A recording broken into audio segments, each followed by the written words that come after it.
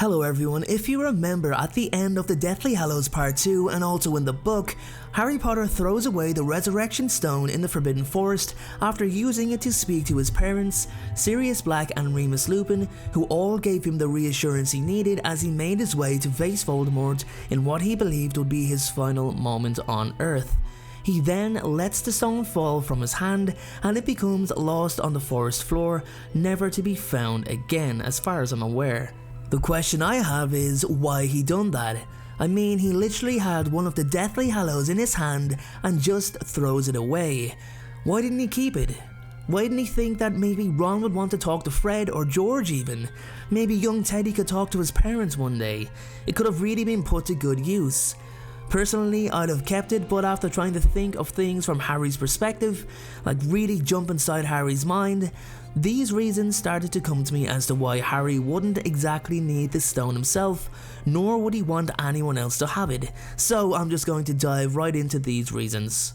Guys, before we start, I'd like to talk about today's sponsor, Surfshark. Surfshark offer you an incredibly powerful VPN to protect your internet privacy. In today's computer age, hackers are constantly trying to gain access to your bank account details, your social media passwords, and access to your personal information, amongst many other things. This can all be prevented when browsing under Surfshark's protection. Not only does it protect your privacy, it also offers you a lot more. Different countries have different viewing restrictions on what content can be viewed. Therefore, by logging into a VPN based in another country, you can gain access to that content that may be blocked in the country that you live in. For example, I've always used the Australia VPN. For those of you who've always wanted to watch the full 8 Harry Potter movies on Netflix, but haven't been able to in your own country, you can simply select Turkey on your Surfshark VPN location and have full access to every single one of them. It's that simple. If you join Surfshark today, you'll get 83% off, 3 extra months for free. You'll also be able to use Surfshark on as many devices as you like. There's no limits. And finally, there's a 30-day money-back guarantee. Basically, if you're not happy, if you're not satisfied, then your money will be returned. It's a no-brainer, guys. So sign up to Surfshark right now by clicking the link in the description below. For starters, the stone was not created by Death. I know the story is told that Death was the stone's creator, but that's just part of the tale of the 3 brothers to fuel the myth of the Hallows. It still baffles me to this day that some fans still believe that Death itself created the Hallows. It just makes the series fall into the fairy tale fantasy side of storytelling instead of the more magically practical side, if that makes sense to you all. I just hate when books go overboard in what's believable and what's not, even though it's all fiction.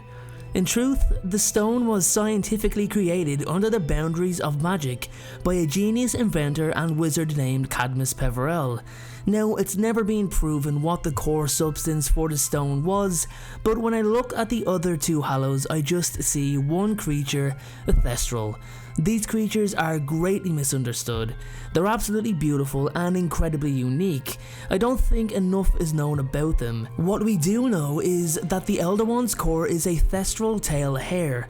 Now, I believe the Cloak of Invisibility is the only one of its kind because it's the only cloak to ever be made from Thestral skin woven with Thestral hair.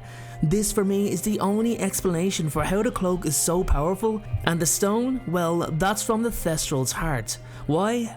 Why is everything linked to the Thestral? It's the only creature that seems to have a connection between the world of the living and the world of the dead. You cannot see a Thestral unless you have truly witnessed and understood death. There's just something about this creature, and I can't put my finger on it, but the Resurrection Stone has the ability to harness the Thestral's connection to the world of the dead. How Cadmus managed to do it, I'll never know, and I don't think any of us will ever know.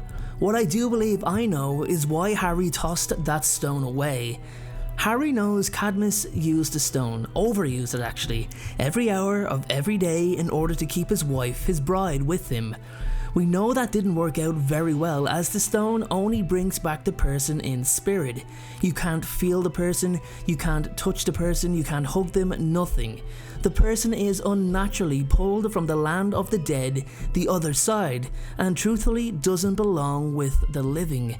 The longer the deceased person remains in the living world, the more of who they are gets pulled back until they become nothing but an emotionless shell. Harry knew that the stone would never give him the permanent solution he wanted. He'd never be able to bring his parents back. He knew that he had to truly accept that the people he loved were dead, otherwise he'd never stop using the stone and become lost in its power. And that brings me on to the next reason. Harry would never be able to move on if his parents, Sirius, Remus, Dumbledore, were all readily available at his beck and call. He would constantly go to them for advice and would forget to actually deal with issues and problems himself. Another reason is due to the fact that these spirits are on the other side, meaning they found peace and they want to stay there. How wrong it would be for Harry to just pull them to the world of the living for his own personal needs. The overall creation of the stone was a burden on the dead and should not have ever been even considered. It is talked about as a myth because its level of power. What it can do is truly unbelievable. Harry knew it would be the exact same situation for others who would also use the stone. I honestly feel like the Weasleys would keep the stone because of how many of their family members they've lost, Molly in particular with her two brothers, Fabian and Gideon. I feel like the resurrection stone masks the pain of grief. Harry didn't destroy it because it wasn't his place to. I'm not even sure he'd know how to destroy it to start with, but I do know for sure that he respected the Hallows enough to leave their existence to fate alone. Harry didn't want to interfere with something he had no part in creating. He simply just came across the Hallows and he moved on. That's why it angers me that they had Harry destroy the Elder Wand at the end of the Deathly Hallows Part 2, when he actually really placed the wand back in Dumbledore's tomb. It highlighted Harry being humble about a power that he'd never truly understand.